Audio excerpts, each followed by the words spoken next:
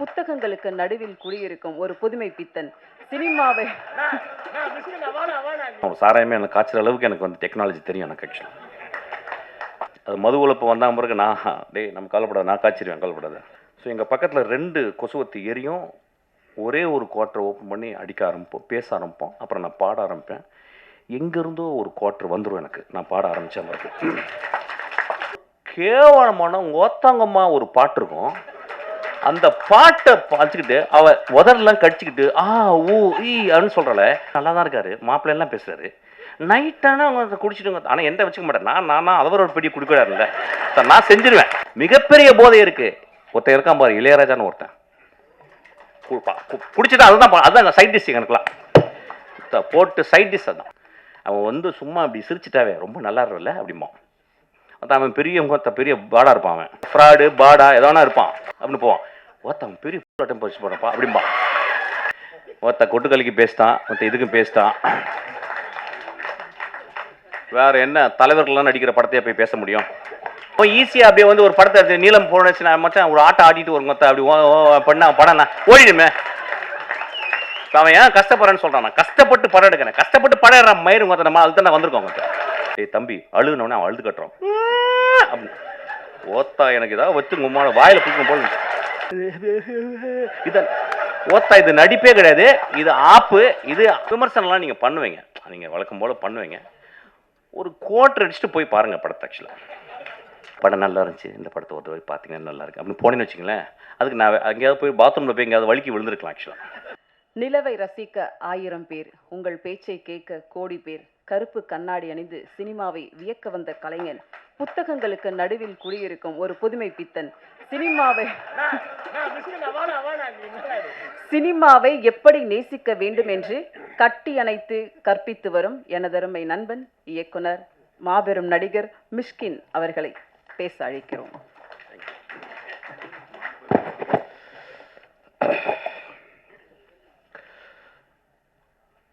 ரொம்ப ஐரணியான மேடையாக பார்க்குறேன். வெற்றிமாறனையும் அமீரன் தவிர இங்கே எல்லாருமே குடிக்காரர்கள். அதுவும் ஜான் விஜய் இப்போ தான் என்ட்ரி கொடுத்தான்.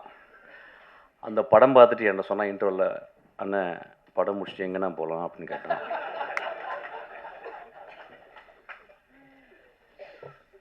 தமிழ் சினிமாவில் அதிகமாக குடித்தவனும் குடித்து கொண்டிருப்பவனும் குடிக்கப் போவனும் நானே. இப்போ நான் நிறையா இதை பற்றி பேசும்போது ஒரு ஐடியா ஒன்று வருது. எப்படின்னா வந்து இந்த படம் வந்து ஒரு அடிக்ஷனை பற்றி படம் அப்படின்னு சொல்லிட்டு. இப்போ எனக்கு அப்படி ஒரு இன்டர்பிரேஷனாக நான் அப்படி பார்க்கல. ஏன்னா தினகரை வந்து நான் வந்து இந்த படம் பார்க்கும்போது வந்து ஒரு ஒன் ஆஃப் த ஃபைனஸ்ட் ரைட்டராக நான் பார்த்துருக்கேன். So any finest writer will not talk loudly. மேலே ஒன்று இருக்கும், ஆனால் கீழே சப்டெக்ஸ்டில் ஒரு கதை சொல்லுவான். இந்த ஒட்டுமொத்த படமும் ஒரு சப்டெக்ஸாக தான் நான் பார்க்குறேன். குடி மனிதம் தோன்றலேருந்து குடியிருக்கு. இப்போ ஃபென்னி அப்படின்னா அங்கே விளைந்த கோவாவில் வந்து போர்த்துகீஸ் வந்து அவங்க கொடுத்த அந்த விதையிலிருந்து ஒரு பலரசத்தை எடுத்து அதை போதை ஆக்கி குடிக்கிறோம். தமிழ்நாட்டில் ஆதியில் இருந்துச்சு. அதாவது வந்து எனக்கு அதை பற்றி ஃபுல்லாக தெரியும். ஆக்சுவலாக சாராயமே எனக்கு காய்ச்சற அளவுக்கு எனக்கு வந்து டெக்னாலஜி தெரியும் எனக்கு. ஆக்சுவலாக நான் சினிமாவோட அதை கண்டுபிடிச்சிருக்கேன். எப்படின்னு கண்டுபிடிச்சிருக்கேன். அது மது உழப்பு வந்தால் பிறகு நம்ம கவலைப்படாது, நான் காய்ச்சிருவேன், கவலைப்படாது. ஒவ்வொரு நாட்டுக்கும் போகும்போதும் அந்த நாட்டில் வந்து அந்த குடி இருந்து கொண்டே இருக்கிறது. அப்போ குடி அப்படின்னும் போது சமூகம் எப்படி பார்க்குறதுன்னா வந்து ஒரு காரி துப்புனை எச்சல் போல தான் ஒரு குடியை பார்க்குறது. மது ஒரு காலத்தில் ஒரு பெரிய சேக்ரட், ஒரு கம்யூனல் பார்ட்டிசிபேஷன். ட்ரைபல், எல்லா ட்ரைபலும் இப்போ நீங்கள் வந்து இப்போ இங்கே இருக்க 6 ட்ரைபல்ஸ் இருக்காங்க. நம்ம அதில் தோடாஸ் இருக்காங்க, குறும்பாஸ் இருக்காங்க. அந்த குறும்பாவில் 2 இது இருக்குது. கிட்டத்தட்ட ஒரு 5-6 பேர் இருக்காங்க. 5-6 பேருக்கும் அவங்களுக்கு இண்டிஜினஸாக அவங்க கிரியேட் பண்ண மது இருக்குது. ஆனால் அந்த மதுவை எப்போ குடிக்கிறாங்க அப்படின்னா ஒரு வருடத்துக்கு 4 நாட்கள் 5 நாட்கள் அவங்களுடைய கடவுள் வழிபாடு. அப்போ அந்த வழிபாட்டுக்கு படைக்கிறது வந்து மாமிசத்தை படைத்து மதுவையும் படைத்து மதுவை குடித்து மாமிசம் சாப்பிட்டு விட்டு அன்று முழுதும் ஆடி களைத்து விட்டு அதை மறந்து விட்டு திரும்பி காட்டுக்குள்ளே வேட்டையாட போகிறாங்க. நாகரிகம் வளர்ந்த பிறகு அதை வந்து நம்ம வந்து அதை சொசைட்டலாக நம்ம வந்து கன்வெர்ட் பண்ணிக்கிறோம். ரோமானியர்கள் வந்து அவ்வளவு குடியிலே இருந்ததாங்க. முகலாய நம்ம ஹிஸ்ட்ரி ஆஃப் முகல் எம்பையர்ஸை பார்க்கும்போது வந்து சில பேர் வந்து ரொம்ப ரொம்ப ஸ்ட்ரிக்டாக வந்து அப்ஸ்டேனாக அவுரங்கசீப் மாதிரி இருந்தாங்க. சில பேர் வந்து இன்டெல்ஜ் பண்ணாங்க. ஸோ உலகம் ஃபுல்லாக பிரிட்டிஷர்ஸு. நீங்கள் வைன் செல்லாரை வந்து பார்த்தீங்கன்னா, பிரிட்டனில் போய் பார்த்தீங்கன்னா, ஒரு வீட்டில் வந்து அவனுக்கு வந்து கோடி ரூபாய் பேங்க்கில் இருக்கோ இல்லையோ, கோடி ரூபாய்க்கு ஒர்த்தான வைனை வந்து அவன் செல்லரில் வைக்கிறான். சில நேரங்களில் வந்து அவன் காசு இல்லாத போது அந்த வைனை கொடுத்து எனக்கு வந்து காசு கொடுன்னு சொல்லி வாங்கிக்கிறான். ஸோ ஒரு இன்வெஸ்ட்மெண்ட்டாகவே அந்த வைனை ஆக்கிக்கிறான். ஒரு ஸ்காட்லாண்டு முழுதும் விஸ்கி இருக்குது. ஸ்காட்லாந்து முழுதும் நான் போகும்போதும் தேடி டெலவேர் எல்லா இடத்துலையும் போகும்போதும் அங்கே வந்து ஒரு விதமாக மது இல்லாத இடமே இல்லை. மனிதனுக்கு மது தேவைப்படுது சில நேரங்களில். ஆனால் நான் ஆரம்பிக்கும்போது வந்து இந்த படத்தை பற்றி பேசுறதுக்கு இப்படி தான் ஆரம்பிக்கணும்னு இப்போ நினைக்கிறேன். நானும் மதுவை விரும்பி நேசித்து குடிப்பவன். ஆனால் ஒரு நாள் கூட அந்த மது என்னையை கண்ட்ரோல் பண்ணதில்லை. அந்த மதுவை குடிக்கும் பொழுது என்னைய பொறுத்தல நான் அசிஸ்டன்ட் டைரக்டர் வந்து எப்படின்னா, சாராய கடைக்கு போகும்போது அசிஸ்டன்ட் டைரக்டர் இருக்கும்போது ஒரு குவார்ட்டர் வாங்குற காசு இருக்கும். மோஸ்ட்லி ஓல்டு மங்கு 2 டாட்டாஸ் கொசுவத்தியோடு உள்ளே போவேன். என்னை பேச ஆரம்பிச்சபோது சினிமா பேச ஆரம்பிச்சிடும். சிவாஜியை பேசுவோம், பாலச்சந்தர் பேசுவோம், பாரதிராஜாவை பேசுவோம், இளையராஜாவை பாடுவோம். ஸோ எங்களுக்கு பெரிய கான்ஃப்ளிக்ட் யாருன்னு கேட்டால் அந்த கொசுத்தலை தான். ஸோ எங்கள் பக்கத்தில் 2 கொசுவத்தி எரியும். ஒரே ஒரு குவார்ட்டரை ஓப்பன் பண்ணி அடிக்க ஆரம்பிப்போம், பேச ஆரம்பிப்போம். அப்புறம் நான் பாட ஆரம்பிப்பேன். எங்கேருந்தோ ஒரு குவார்ட்டர் வந்துடும் எனக்கு, நான் பாட ஆரம்பித்தேன். பிறகு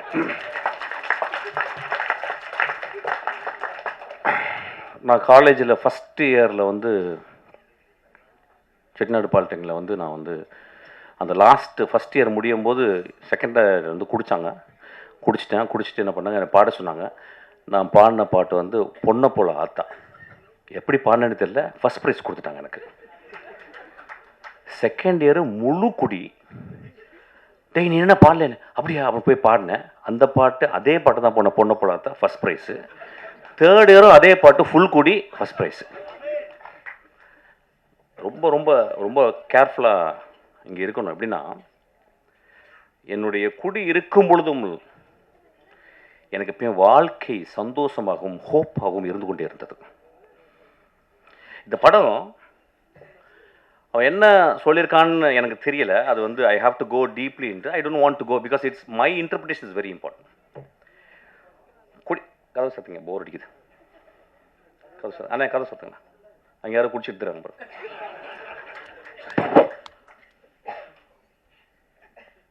குடி நோயாகுதுன்னு சொல்கிறாங்கல்ல, அந்த நோயாகிறதுக்கு காரணம் என்னன்னு பார்க்கணும். இந்த குடியில் நோயாகும் மனிதர்களை நீங்கள் 99 விழுக்காடு one of the greatest human பீங்ஸாக இருக்காங்க. பார்த்துருக்கீங்களா? ஃப்ரான்சிஸ் கிருபா இதே மடியில் உட்காந்துருக்கும் போது ஃப்ரான்சிஸ் கிருபா ராம் பேசிக்கிருக்கான், நான் உட்காந்துருக்கேன். ஃப்ரான்சிஸ் கிருபா இங்கே வந்து உட்காந்து அவன் பேசுகிறான். நான் தான் திட்டி வெளியே அனுப்புனேன். நான் வெளியே போன பிறகு என்னடா மகனே இப்படி பண்ணுறடா அப்படின்னு. எவ்வளோ பெரிய கவிஞன்டா. இன்னைக்கு என்னுடைய நண்பன் சங்கர் சுப்பிரமணியம் மிகப்பெரிய எழுத்தாளன், பெரிய கவிஞன். அவன் எழுதின ஒரே நாவலை, ஐ திங்க் கனியே ஏதோ ஒரு நாவலை படிச்சுக்கிருக்கான். எப்படி படிச்சுக்கிருக்கான்னா, விழுந்து படிச்சுக்கிருக்காரு சங்கர். கன்னி என்ற ஒவ்வொரு வந்து சங்கர் சொல்லியிருக்கான். அப்போ அந்த மனிதன் அவ்வளவு நுட்பமாக தமிழ்நாட்டில் ஒரு மிகச்சிறந்த எழுத்தாளன், சீக்கிரம் சூரியன் மாதிரி வந்து மறைஞ்சிட்டு போயிட்டான். அப்போ ஏன் அடிக்ஷனுக்குள்ளே போனான் அப்படிங்கும்போது, ரொம்ப ரொம்ப நுட்பமாக கவனிக்கணும். நம்ம வீட்டில் இருந்து ஒரு 1 கிலோமீட்டருக்குள்ள, ஒரு 1/2 கிலோமீட்டருக்குள்ள நம்ம நண்பர்கள் சில பேர் வந்து போகிறதுக்கு காரணம் இந்த சமூகம் கொடுக்கும் அழுத்தம். இந்த படம் பார்த்துட்டு வந்து ரொம்ப கேர்ஃபுல்லான விஷயம் வந்து, என்னுடைய மகனை, எனக்கு மகன் இருந்தால், என்னுடைய நண்பன் இருந்தால் நான் எப்படி பார்த்துக்கணும்னு ரொம்ப முக்கியம். ஒருத்தன் ஒரு குடிக்குள்ள போயிட்டு அவன் வந்து அடிக்ட் ஆகுறான் அப்படின்றது. ஏன்னா எல்லாருமே அடிக்ஷன் தான். Phone addiction. இப்போ நம்ம வந்து வெற்றி சொன்ன மாதிரி வந்து கேட்ஜெட் அடிக்ஷன், இன்ஸ்டாகிராம் அடிக்ஷனு. இப்போ நம்ம இன்ஸ்டாகிராமில் பார்க்குறோம், ரொம்ப ஆச்சரியமான ஃபெனோமெனன் பார்க்குறேன். எல்லா பொண்ணுங்களும் டான்ஸ் ஆடுறாங்களா என்னன்னு புரியல. தமிழ்நாட்டில், இந்தியா ஃபுல்லாக எனக்கு புரியல.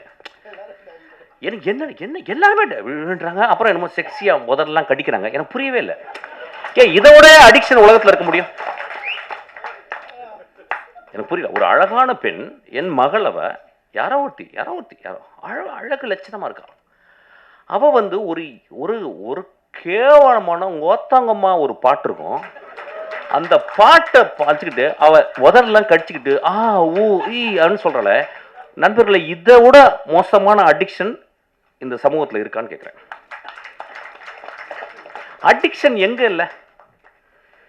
இந்த வரப்போது இந்த ஐபிஎல் வரப்போகுது. நம்மளாம் அடிக்ஷன் இல்லையா? சினிமா விட்டு அப்படியே நேராக போய் வாயை திறந்து பார்த்துட்டே இருப்போம். டோனி ரிட்டையரே ஆக போகிறது கிடையாது. டெண்டுல்கர் தொப்பையோடு வந்து ஆடுவார். நம்ம அடிக்ஷன் இல்லையா? இந்தியா பாகிஸ்தானை எத்தனை வாட்டி தோற்றுருக்கோம், ஜெயிச்சிருக்கோம். நாளைக்கு இந்தியா பாகிஸ்தானை நாங்கள் திறந்து பார்ப்போம் அப்படின்னு பார்க்க போகிறோம். Are we not addicted? சினிமாவை முதல் ஷோ போய் பார்க்குறது அடிக்ஷன் கிடையாதா? ரசிகர் மன்றவங்க பெரிய பெரிய கார்போர்டை வச்சு அதில் பால் ஊற்றுறது அடிக்ஷன் கிடையாதா? எது அடிக்ஷன் இல்லை? எனக்கு கல்யாணம்னா, எனக்கு பட்டு புடவை இல்லைன்னா கல்யாணமே இல்லைன்னு சொல்லி ஒரு பொம்பளை சொன்னால் அதுவும் அடிக்ஷன் தான். when we are so obsessed with something, it is called addiction. நம்ம அடிக்ஷன் நம்ம எப்படி ரொம்ப ரொம்ப அப்படி பார்க்கணும், ரொம்ப கேர்ஃபுல்லாக பார்க்கணும். இது ஒரு நல்ல ஒரு ஆப்பர்ச்சுனிட்டி தான் பார்க்குறேன். அவனுக்கு ரொம்ப I should thank you. Actually அந்த படத்தில் அப்படி இந்த நோயின்னு சொல்கிறாங்களா, அது அடிக்ஷன் ஆகி நோய் ஆன பிறகு அவங்க திரும்பி வர்றதுக்கு வாய்ப்பு இல்லைங்கும்போது, நிஜ வாழ்க்கையில் நிறைய பேர் அடிக்ஷன் ஆகி அந்த இடத்துக்கு போகும்போது அது அது அது ஒரு point of no return. There is a point. I don't call it as a disease. I may even call it as a noble disease. நான் பார்த்துருக்கேன், ஒரு குடிகாரன் ரொம்ப ரேரஸ்ட்டு தான். அவன் வந்து யாராவது போய் பொறுக்கி பசங்க குடிச்சிட்டு அடிப்பாங்க. ஆனால் ஒரு வீட்டில் 2 குழந்தைகள், பெண் குழந்தைகள் இருந்து, ஒரு அழகான பெண் இருந்து, அம்மா இருந்து, அவன் குடிச்சிட்டு போய் வீட்டில் கிடக்கிறான். நான் நிறைய பேர் பார்த்துருக்கேன். என்னுடைய மனைவியினுடைய தந்தையார் அவர் அப்படியே அமைதியாக ஈவினிங் வந்து அப்படியே மெதுவாக குடிக்க ஆரம்பித்து கத்த ஆரம்பிப்பார். அப்படியே அப்புறம் தூங்கிடுவார். அந்த ஈவினிங் முடியலை. நான் பார்த்து, என்னடா அது நல்லா தானே இருக்கார், காலையில் நல்லா தான் இருக்கார், மாப்பிள்ளைலாம் பேசுகிறாரு, நைட்டானா அவங்க குடிச்சிடுங்க. ஆனால் எந்த வச்சுக்க மாட்டேன். நான் அவர் ஒரு பெரிய குடிக்கிறாருல்ல சார், நான் செஞ்சிருவேங்கனால கொஞ்சம் அவர் பயந்து அப்படி அட்ஜஸ்ட் பண்ணிடல. அப்போ நான் பார்க்குறேன், இந்த சமூகத்தில் யார் குடிக்காரன்ல, நான் அதான் தான் சொல்கிறேன், நான் பெரிய குடிக்காரன். ஆனால் எனக்கு பெரிய ஹோப் இருக்குது. எனக்கு மிகப்பெரிய போதை அதை விட இருக்குது. அது சினிமா. மிகப்பெரிய போதை எனக்கு அது இருக்குது. அது வந்து குரசவா. மிகப்பெரிய போதை இருக்குது. ஒருத்தன் இருக்கான் பாரு, இளையராஜான்னு ஒருத்தன், குடிச்சிட்டு அதுதான் சைட் டிஷ். எனக்குலாம் போட்டு சைட் டிஷ் அதுதான். மனிதர்களை அதிகமாக குடிகாரன் ஆக்குனது அவர் தானே வச்சுங்களேன். ஏன்னா இனிஷியேஷன் அங்கே தான் நடக்கும். ஆக்சுவலி இல்லை, நான் சொல்கிறேன், once in while I just go out. Actually ஏன்னா ரொம்ப சீரியஸாக பேச முடியாது. ஏன்னா திடீர்னு ரஞ்சித் படப்படன்னு பேசிட்டே இருந்தான். என்னடா அப்படி பேசுகிறான், சீரியஸாக பேசுகிறான்னு அப்படி I cannot talk that. So பரவாயில்ல, சின்ன கான்ட்ரவர்சி வரட்டேன், அப்புறம் இன்ட்ரெஸ்டிங்காக இருக்கணும்ல ஏதாவது. அப்போ so we have to think very sincerely. இந்த படம் வந்து எல்லாருமே பார்க்கும்போது உடனே ஒரு கட்டம் கட்டியோ அவன் தான் பயந்துக்கிட்டே இருக்கான் வீட்டில் புளிச்ச கரைச்சி 24ஆம் தேதி எல்லாம் குடிகார கதை பண்ண நினச்சிக்கிறேன். ஏங்க ஒரு எக்ஸ்ட்ராடனரி ரைட்டர் நான் சொல்லிட்டேன். அவன் எக்ஸ்ட்ராடனரி ரைட்டர் என்ன பண்ணுறான், தான் முதல் படம் எடுக்கும்போது அவன் தேர்ந்தெடுக்கிறான் என்ன கதை பண்ணலான்னு. எப்படியாவது ஒரு குத்துப்பாட்டு வச்சு ஒப்பேத்திடலாம், ஒரு பெரிய தலைக்கு வந்து கதை சொல்லி எதாவது பண்ணிடலாம், ஏதோ ஒன்று சொல்லி பண்ணிடலாம், இப்படிலாம். அவன் தன் சமூகத்தையும் தான் வாழ்ந்த இடத்தையும் அவன் சேகரித்த அந்த ஆர்ட் மூலியமா உத்துப்பாக்க தெரிஞ்ச எல்லா விஷயங்களையும் கம்பைல் பண்ணிட்டு யோசிக்கிறான். அவனுக்கு வந்திருக்கும், ஏன் ஒரு மனிதன் குடியால் பாதிக்கப்பட்ட ஒரு மனிதனே நான் புரோட்டாகனிஸ்டாக, நான் ஒரு கதாநாயகன் நான் ஏன் சொல்ல வேண்டும் அப்படின்னா, இந்த பாயிண்ட் ஆஃப் நோ ரிட்டர்னுக்கு போன மனிதர்கள் இருக்காங்க பாருங்க. இப்போ பாருங்க, அந்த நான் சொன்ன அந்த பிரான்சிஸ் கிருபா, அவன் அந்த பாயிண்ட் ஆஃப் நோ ரிட்டர்ன் போய் வர முடியல. 99 விழுக்காடு அந்த இடத்துக்கு போன பிறகு அவங்களால வர முடியல. ஸோ ஒரு குடிகாரர்கள் ஆகுவதற்கு மிகப்பெரிய காரணம் ஒன்றும் இல்லை,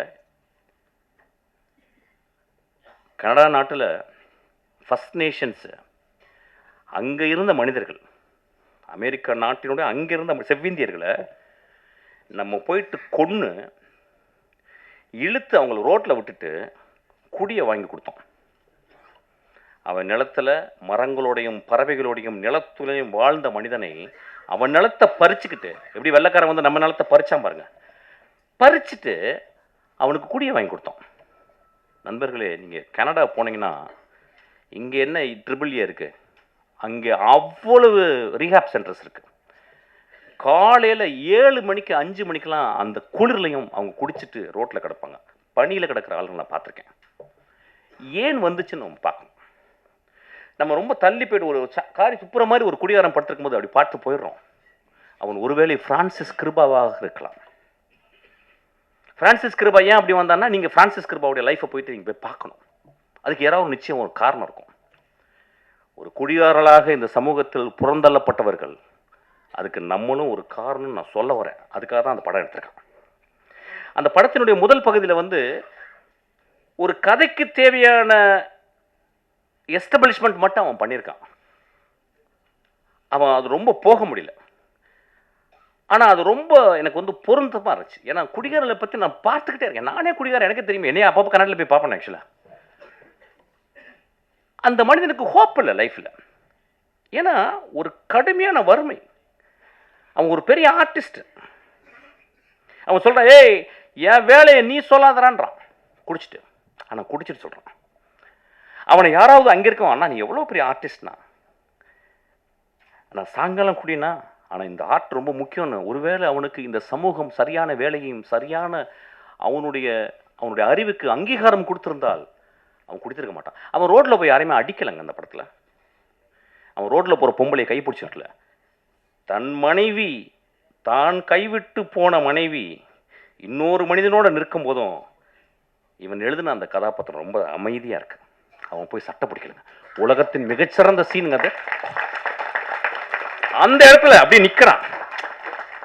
அமீர் சொன்னார், ரொம்ப அழகாக சொன்னார். அவர் ரொம்ப நுட்பமான மனிதன். அவர் சொன்னார், அந்த மனைவி கேட்குறா, 10 வருஷம் என் ஆசை விட்டுட்டு போயிட்டியேடா. ஏடா 10 வருஷம் முதல் நாள்லேருந்து குடிக்கிறேன். 10 வருஷம் எங்கள் அப்பா அம்மா பொத்து ஓன்ட்டு கொடுத்தாங்கடா, உன்னை நம்பி வந்தேனடா. 10 வருஷம் என் இளமையை இழந்துட்டேனடா. நீ குடிக்கும் போது மட்டும், குடிச்சிட்டு போதை வரும்போது மட்டும் என் பக்கத்தில் வந்து படுத்திருக்கேடா. என் உள்ளத்தை நீ வந்து என்னைக்காவது பார்த்துருக்கியாடா? உடலை மட்டும்தான்டா பார்த்துருக்கேன். நான் சமைச்சு போட்ட மீன் குழம்பை மட்டும் தான்டா ரசிச்சிருக்கேன். என் உள்ளத்தை ரசிச்சிருக்கியான்னு கேட்குறான். ரொம்ப எக்ஸ்ட்ரானரியான ஒரு இடம். ஆனால் அந்த மனிதன் அந்த இடத்துல ரொம்ப அமைதியாக நிற்கிறான். ஸோ ரொம்ப ரொம்ப careful. Cinema it is not just portray facts, it is a fictional reality. ரியாலிட்டியோடைய பெருசு நான் ஃபிக்ஷன் சொல்லுவேன். இல்லைன்னா காஃப்காவுடைய மாஸ்டர்மார்ஃபசிஸை இன்னும் இந்த உலகம் படிச்சுட்டு இருக்குமா? One day Gregor Samsa woke up and found he became a vermin or an insect அப்படின்னு சொல்கிற இதை விடவா ஒரு பெரிய ஒரு ஃபேரிடேல் இருக்க முடியும்? ஸோ இந்த படமும் ஒரு ஃபேரிடேலை தான் நான் பார்க்குறேன். ஏன்னா ஒரு நம்ம சமூகத்தில் ஒரு குடிச்சு கிடந்தவன் நம்ம பக்கத்தில் பார்க்க மாட்டோம். குடிக்கிறவன் தன்னை அவனுக்கு பார்க்கறதுக்கு வாய்ப்பு கிடையாது. குடிகாரனோடு வாழ்ந்து கொண்டிருக்கும் அந்த குடும்பம் அவனை எப்படி அவனோட அன்பு செலுத்த முடியும்னு தெரியாது. இந்த படம் அதை சொல்லிக் கொடுக்கும். ஒரு குடிகாரன் இந்த படத்தை பார்த்தால் நான் ஹோப்போடு நான் எப்படி வருவேன்னு இந்த படம் கற்றுக்கு தரும். ஒரு குடிகாரனோடு இருந்த ஒரு மனைவி இந்த படத்தை பார்த்தா, என் மாமாவை, என் அத்தானை நான் பத்திரமாக எப்படி இன்னும் அன்பு செலுத்தி அவனை பத்திரமாக அந்த பாயிண்ட் ஆஃப் அந்த இறப்புலேருந்து நான் கொண்டு வருவேன்னு இந்த படம் கற்றுத்தருங்க. குடிகாரனுக்கு பிறந்த 2 குழந்தைகள் இந்த படத்தை பார்த்தா, ஐயோ என் அப்பா எவ்வளவு நோபலான ஆளு, எங்க அப்பா குடிச்சிட்டு மிச்ச காசை எனக்கு வந்து தின்பண்டங்கள் வாங்கிட்டு வரானே அப்படின்னு சொல்லலாம். ஐயா, மனிதர்களை நம்ம உடனடியாக எடை போட்டுறோம். ஏன்னா நம்ம எப்பயுமே பாக்கெட்டில் ஒரு தராசு வச்சுருக்கோம். அவன் வந்து சும்மா அப்படி சிரிச்சிட்டாவே ரொம்ப நல்லா இருக்கும்ல அப்படிமா. அதான் அவன் பெரிய பாடா இருப்பான். அவன் ஓ ஃப்ராடு பாடா எதோனா இருப்பான். நம்ம உடனே நல்ல மனுஷன் இல்லை. அப்புறம் ஒருத்தன் வந்து என்ன அப்படின்னு போவான். ஒருத்தன் பெரிய பூலாட்டம் பறிச்சு போறப்பா அப்படிம்பா. மனிதர்கள் நம்மளுடைய கொடுமையான அடிக்ஷன் என்னன்னா, உடனடியாக பாக்கெட்ல இருந்து ஒரு திராஸ் எடுத்து போட்டு நில்லுப்பா நில்லு அப்படின்னு மனிதர்களை நிறுக்க வேணாம். மனிதர்களை ஒரு எழுத்தாளர் சொல்லியிருக்காரு, ஒரு மனிதனை பற்றி தெரிந்து கொள்ள வேண்டும் என்றால் 5 வருடம் அவனோட நீங்க பயணப்பட்டிருக்கணுன்றாங்க. ஸோ மனிதர்களை நம்ம வந்து அவ்வளோ சீக்கிரம் குடிகாரலாம் ரொம்ப மோசம். நான் நீ குடிகாரலுக்காக பேச வந்திருக்கேன் ஆக்சுவலாக. ஏன்னா எல்லாருமே பயங்கரமாக அடிக்ஷன், ரொம்ப பழைய அடிக்ஷன். ஹோப் கொடுங்க ஒரு மனிதனுக்கு. ஒரு திரைப்படம் தான் இன்னைக்கு வாழ்க்கையில் ஹோப் கொடுக்குது. இந்த படம் ஹோப் கொடுக்குது. இவ்வளோ பேரும் நிறைய குடிகாரர்கள் இருக்காங்க எனக்கு தெரியும். பிரபஞ்சன் மாதிரி வந்து குடிகாரர்கள் குடிப்பவர்கள். இந்த சமூகம் குடித்து கொண்டே தான் இருக்கும், குடித்து கொண்டே இருக்கும். ஏன் இப்போ வந்து கொக்கையை நம்ம மூக்கில் பிடிச்சி இழுக்கலையா, எல்எஸ்டி வாயில் போட்டுக்கலையா, இப்போ எக்ஸ்டசி போடலையா, அதெல்லாம் வந்து ரொம்ப சூப்பராக அது வந்து அப்படியே வந்து பிஎம்டபிள்யூவில் வந்து இறங்கி எக்ஸ்டசி போட்டால் அவங்க ஒரு 16 வயசு பொண்ணு போடுது. சனிக்கிழமைகள் நீங்கள் போய் பாருங்கள், கருப்பு கலரில் ட்ரெஸ்ஸை போட்டுக்கிட்டு அப்படி கருப்பு தேவதைகளாக போயிட்டு ஃபுல் எக்ஸ்டசி தான். அது குடிகாரம் இல்லையா? அதை நம்ம வந்து சமூகத்தில் ஒத்துக்கிறோம். அவங்க வந்து ஆடிக்கிட்டு இருக்காங்க ரொம்ப சத்தமாக போட்டு.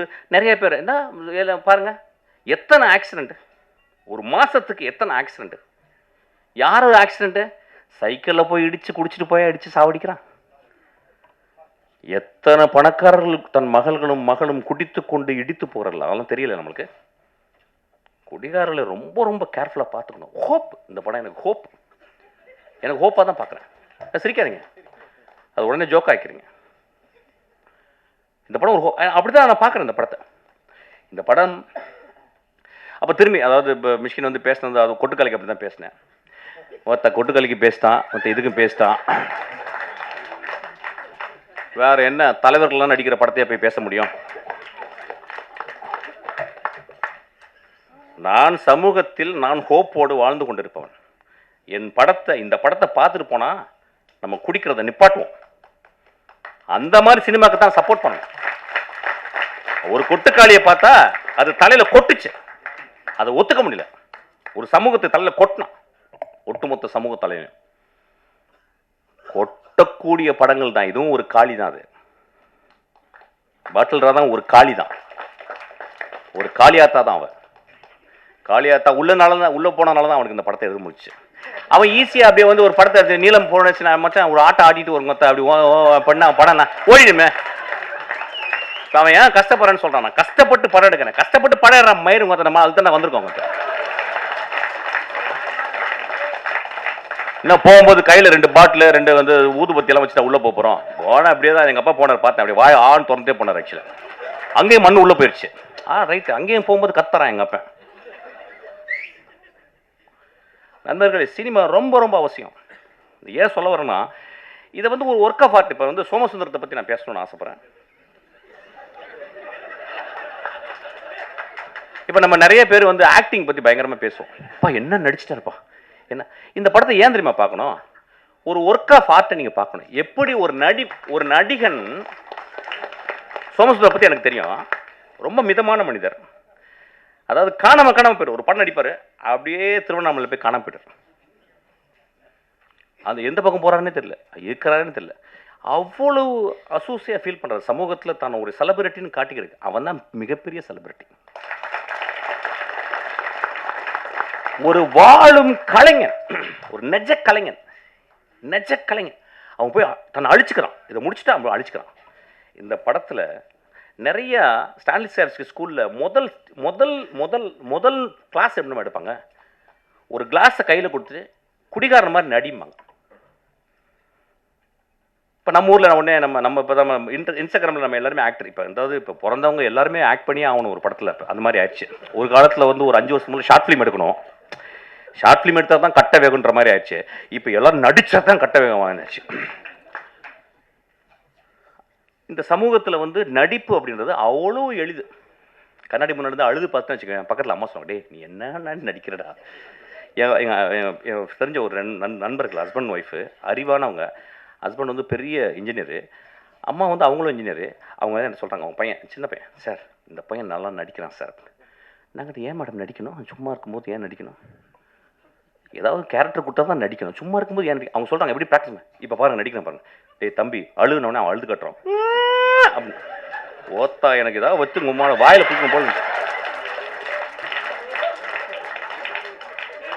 இல்லை சமூகம் எப்படி இருக்கு பாருங்க. அதாவது இன்ஸ்டாகிராமை திறந்தா நடிக்கிறான். என்ன புரியலையா? ஒரு ஆர்டிஸ்ட் பாருங்க, அவனை அந்த படம் இதுக்காகவே பாருங்க. ஏன் அந்த பாப்பாவையும் சோமசுந்தரத்தையும் பார்க்கணும், அஞ்சனால அவங்க பேர், ஏன் நீங்க வந்து பார்க்கணும் அப்படின்னா, சோமசுந்தரத்தை ஒரு சீன்ல குடிச்சிட்டு தண்ணியில கிடக்குறாரு, ஒரு நண்பன் வந்து தூக்குறான், அவர் அது கேமரா மேல இருந்து டாப் ஆங்கிள் கொஞ்சம் ஒரு 3/4 இருக்கு, அவர் அப்படி திரும்பி பார்க்குறாரு. எனக்கு நெஞ்சே வெடித்து போல இருந்துச்சு. 27 வருஷம் சினிமாவை ஒத்து பார்த்துக்கிருக்கேன், மிகச்சிறந்த நடிகர்களோடு நடிச்சுக்கிருக்கேன். என்னுடைய ட்ரெயினில் மிகச்சிறந்த நடிப்பை வந்து என் தம்பி வந்து விஜய் சேதுபதி கொடுத்துருக்கான். நான் அந்த சோமசுந்தரனுடைய அவன் திரும்பி அந்த உலகத்தை பார்க்குறான், இடதுபுறம் திரும்பி. அதை டைரக்டர் சொல்லி கொடுக்கவே முடியாது. There is a territory where director cannot enter. Only an actor with extraordinary sensibility, with a zero ego, he performs. நண்பர்களே, அந்த ஒரு ஷாட்டுக்கு நீங்கள் கொடுக்குற 150 ரூபா ஈக்குவல் ஆகிடும். அந்த ஒரு ஷாட்டு. உடனே ஒரு குரூப்பு போய் எழுதும், என்ன அப்படி பிடிங்கிட்டார், நாங்களும் தான் பார்த்தோம், இப்படி திரும்பினார், அவ்வளோதானே. எழுதுங்க நண்பர்களே, எழுதுங்க. நம்ம என்ன பண்ண முடியும், நம்ம தான் தராசு வச்சிருக்கோமே. மிஷ்கின் சொல்லிட்டு அவங்க கல் இந்த பக்கம் வச்சிரு, அப்படி தூக்கிடு சொல்லு, அதுக்கு தான் பண்ணுறேன். 25 வருஷம் என்னை திட்டி 25வது வருஷத்துக்கு இவனுக்கு ரசிகர் மன்றம் ஆயிடுவாங்க நீங்கள். அது நடக்கும், கண்டினியூஸாக தான் பண்ணிக்கிட்டு இருக்கேன். அப்போ நீங்கள் இப்போ இங்கே இருக்க ஜெனரேஷன், நியூ ஜெனரேஷன் என்ன பார்க்குறாங்கன்னா, நடிப்பு அப்படின்னா என்னன்னு ஒரு எழவே தெரியலைங்க. இது நடிப்பே கிடையாது, இது ஆப்பு, இது அவலட்சணம், அழுக்குது. ஆக்சுவலாக ஒரு மனிதன் எங்கே நடிக்கிறான் அப்படின்னா, கடுமையான பொய்யை சொல்லும் போது நடிக்கிறான்.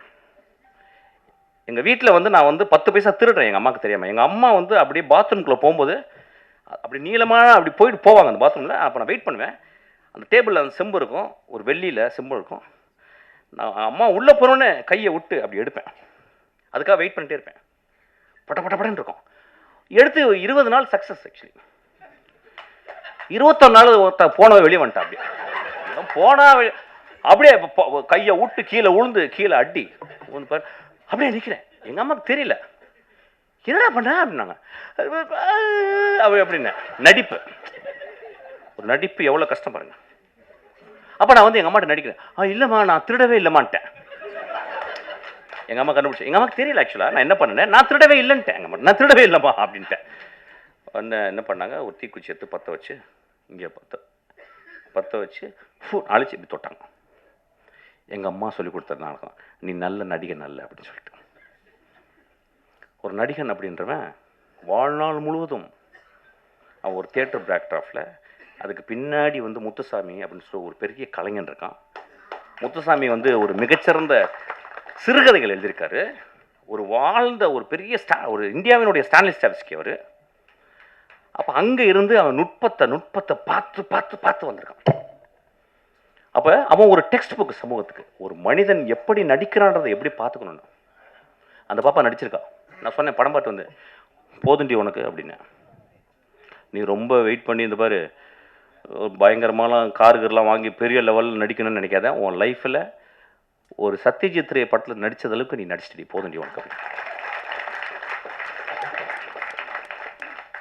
ரொம்ப எக்ஸ்ட்ரானரியான ஒரு இந்த படத்தில் வந்து நான் வந்து இப்போ என்னன்னா நம்ம வந்து என்ன நினைக்கிறோன்னா சினிமாவை முழுக்க முழுக்க கேளிக்கையாகவே பார்க்குறோம். போனோடனே மச்சான் என்ன மச்சான் 5 நிமிஷத்தில் பாட்டு ஏதாவது வருதா அப்புறம் என்ன இதுதான் வீட்டில் நடந்துக்கிட்டே இருக்கேன். ஒரு சினிமான்றது என்னங்க, ஒரு பெரிய டிசிப்ளினுங்க, ஒரு தவம்ங்க.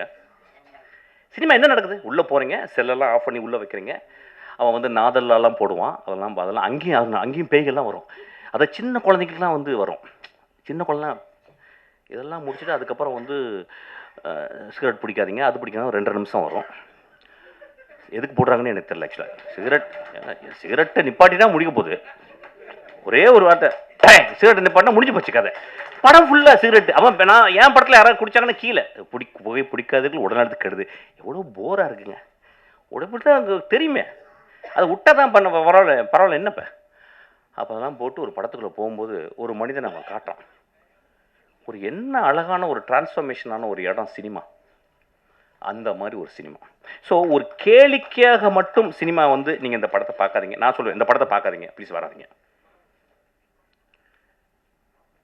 சமூகத்தின் மேலே உங்களுக்கு, உங்கள் மேலே உங்களுக்கு, உங்கள் குழந்தைகள் மேலே உங்களுக்கு, உங்கள் தாய் தந்தையர் மேலே, உங்கள் நண்பர்கள் மேலே, உங்கள் பக்கத்து வீட்டில் இருக்க ஒரு நாய் மேலே உங்களுக்கு அன்பு இருந்தால் கூட நீங்கள் நல்ல திரைப்படங்களை தேடி போய் பாருங்கள். கேளிக்கை படங்களை பார்க்கணும், வேடிக்கை படங்களை பார்க்கணும்.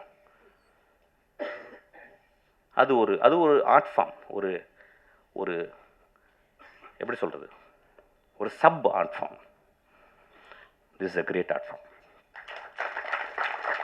இந்த கிரேட் ஆர்ட் ஃபார்ம் அவன் எடுத்திருக்கான். இந்த படத்தில் வந்து அந்த பாரிடே எந்திரிச்சு அவன் நடிச்சிருக்கான். எனக்கு அவன் வந்து ஜமால நடித்தான். படம் பார்க்கல, ஜமான்னாங்க. என்னடா மொத்தம் ஜமான்னு விட்டுட்டேன். என் தம்பி வந்து கேட்டான், என்னடா ஜமா பார்க்கல. டே சரி ஜமா பார்க்கல, விட்றா, என்னடா பார்த்துக்கலாம்டா, விட்றா. அவன் வந்து அப்பப்போ வருவான், வந்து ஒரு 2 தடவை ட்ரிங்க்ஸ் போட்டிருக்கான் என் கூட இப்படி நடுவில்.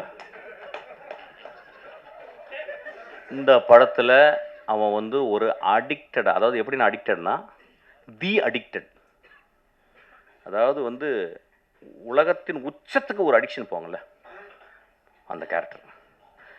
அந்த கேரக்டர் நான் பார்த்துட்டு, அவன் வந்து உடல் மொழி டைரக்டர் வாங்கியிருக்கான், முக பாவனைகள் எல்லாமே அவன் வெளியிட்டிருக்கான். எவ்ரி இன்ஸ்ட்ரக்ஷன்ஸ், அதாவது அந்த ஒரு கேரக்டரை பார்க்கறதுக்கு நீங்கள் 4 வாட்டி இந்த படத்தை பார்க்கலாம். ஒரு ஹோப்பே இல்லாத ஒரு கடைசியில் வந்துட்டு போகிற ஒரு character. What a beautifully etched, what a beautifully written character, what a beautifully director character. Beautiful, very proud of you. ஆனால் கொஞ்சம் தாடி எடு, ஆக்சுவலாக போர் அடிக்குது. அன்றைக்கே தாடி எடுக்க சொன்னேன் ஆக்சுவலாக. அது ஒரு வாட்டி பெரிய டேரக்டர் மாதிரி இப்படி தடவிட்டு, எட்ரா அழகாக தானே இருக்கு மூஞ்சி, உட்காரடே. சச் அ ஃபென்டாபுலஸ் எக்ஸ்பீரியன்ஸ் இந்த படத்தை நான் பார்த்தது. இப்போ இந்த படத்தை பார்க்கும்போது நான் அப்படிதான் சொன்னேன், எப்பயுமே ஒரு மேடையில் வந்து பேசும்போது இந்த படம் நல்லா இருந்துச்சு, இந்த படத்தை ஒரு வரை பார்த்தீங்கன்னா நல்லா இருக்கு அப்படின்னு போனேன்னு வச்சுங்களேன், அதுக்கு நான் எங்கேயாவது போய் பாத்ரூமில் போய் எங்கேயாவது வலிக்கு விழுந்திருக்கலாம் ஆக்சுவலாக.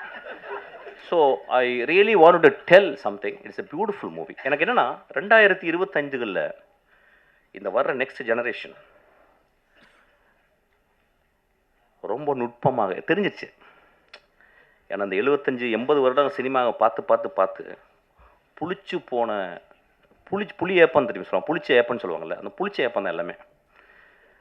இப்போ நானும் வெற்றிமாறன் நமீர்லாம் மிரண்டுக்கிட்டு இருக்கோம் என்ன பண்ணுறது அப்படின்னு. ஆனால் பண்ணிக்கிட்டே இருக்கோம். ஏன்னா எங்களுக்கு வந்து ரைட்டர்ஸ் ஹெல்ப் பண்ணிக்கிட்டே இருக்காங்க, எங்களுடைய ஆத்தர்ஸ் எங்களுக்கு வந்து எப்பயுமே ஹோப் கொடுத்துக்கிட்டே இருக்காங்க. இப்போ இன்றைக்கி வர்ற ஆளுங்க தே taking beautiful movies, extraordinary movies. இந்த படம் தமிழ் சினிமாவில் வந்து இந்த படத்தை போய் நீங்கள் வந்து தரசை எடுத்துகிட்டு போயிட்டு, இந்த ஃபஸ்ட் ரீல் நல்லா இருந்துச்சு, செகண்ட் ரீல் நல்லா இருந்துச்சு, தேர்ட் ரீல். அந்த படத்தில் வந்து அந்த ரீஹாப் சென்டரில் நடக்கிற அவுட்ஸ்டாண்டிங் காமெடி நீங்கள் இது தமிழ் சினிமாவில் பார்த்துருக்க மாட்டேங்க. அந்த மனிதர் எங்கே அவர் யாருங்க பேர் சார் இருந்துருங்க சார், ரொம்ப பியூட்டிஃபுல்லாக உங்களுக்கு தான் சார். மாறன், என்ன பெர்ஃபார்மன்ஸ், ஒரு பெரிய கிளாப் கொடுங்க.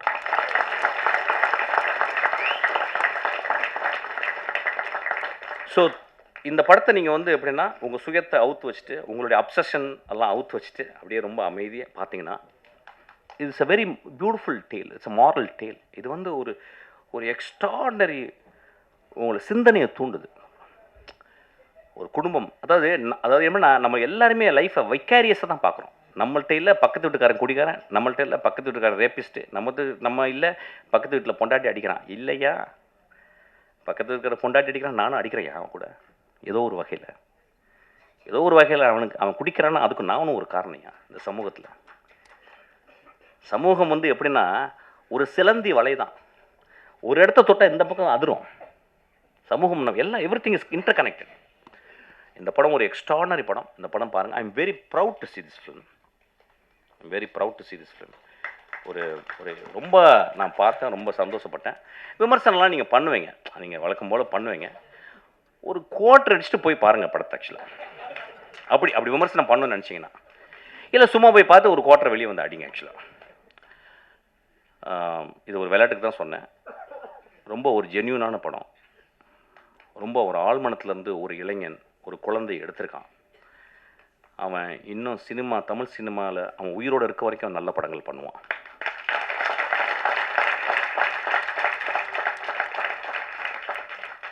ரொம்ப நாளைக்கு அப்புறம் அவன் வந்து டைட்டிலில் போடும்போது, தேங்க்ஸ் கார்டில் போகும்போது சிங்கிஸ் ஐத் மேத்தோன்னு போட்டிருந்தான்.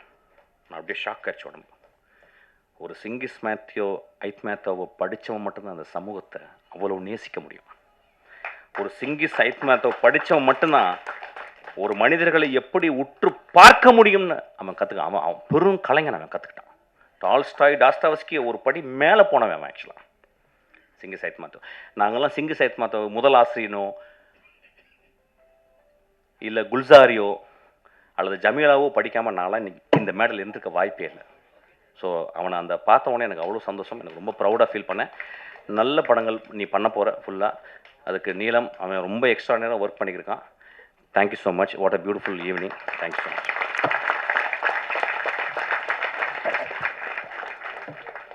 சனிக்கிழமை நைட்டு 9 மணி பாட்டில் ராதா படத்துக்கு மிஷ்கின் தவிர பப்ளிசிட்டியே தேவையில்லை அப்படின்னு நினைக்கலாம். நாளைக்கு சோஷியல் மீடியா ஃபுல்லாக அவர் தான். எங்கே ஆரம்பித்து எங்கே முடிச்சார் பார்த்தீங்களா? இதை விட ஒரு பெரிய பப்ளிசிட்டி இந்த படத்துக்கு தேவையே இல்லைன்னு நினைக்கிறேன்.